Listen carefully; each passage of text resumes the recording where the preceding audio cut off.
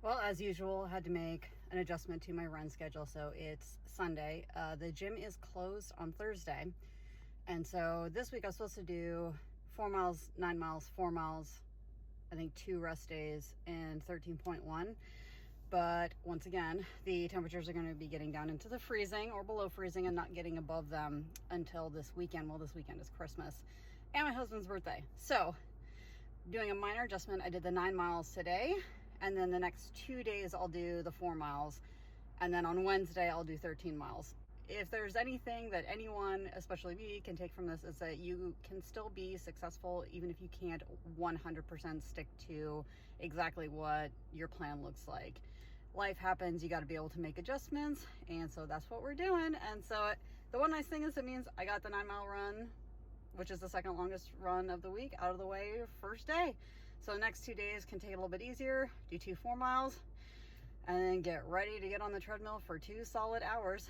So I try to get a half marathon done on a treadmill. Okay, week 9, day 3 at the gym done, 4 miles. Whatever I thought I had figured out with the treadmill and the pace and the incline is no longer working. I looked online just to double check, make sure I wasn't totally losing my mind, and the general consensus seems to be if you want to simulate outdoor running on a treadmill, set the incline to 2%. That's what I did. I even played around a little bit going between 2 and 3%. And even though I had the pace on the treadmill set to 9:05, my Apple Watch logged me at a full minute per mile slower.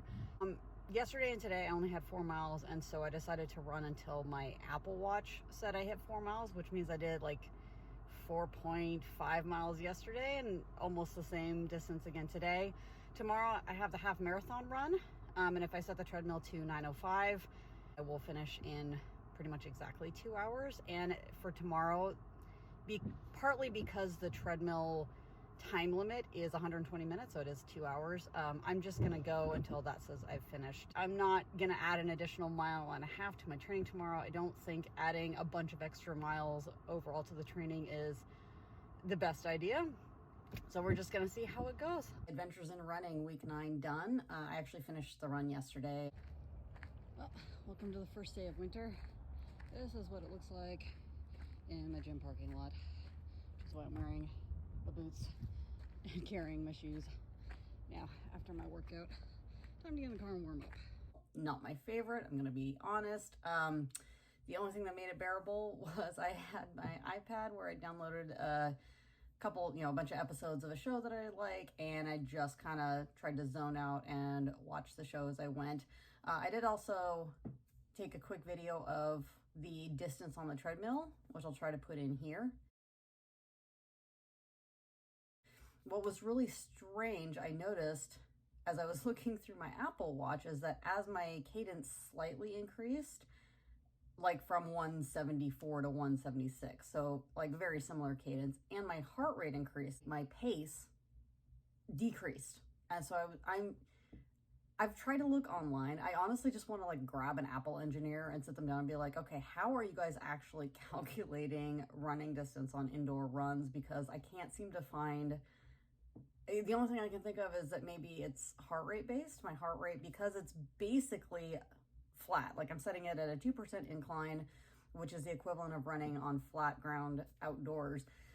So my average heart rate was only in the upper 130s, which for me for a run is quite low. Like a decent run for me, my heart rate would be like a mid 140s, like 144, 148, somewhere in there.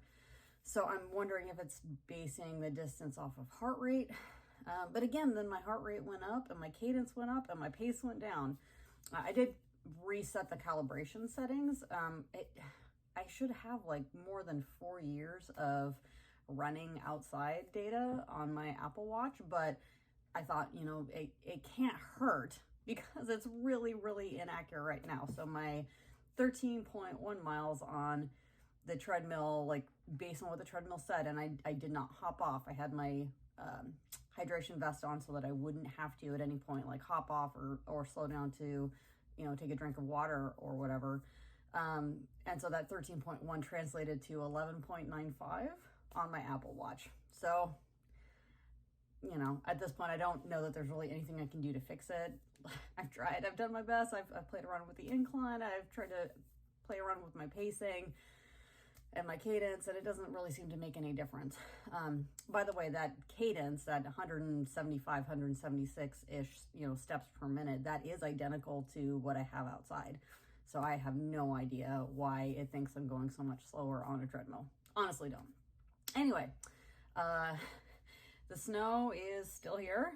Yesterday was the first day of winter, and we started off in winter fashion with lots of snow and lots of ice left over from the last couple of days of snow. It's supposed to maybe start melting like tomorrow night, Friday night.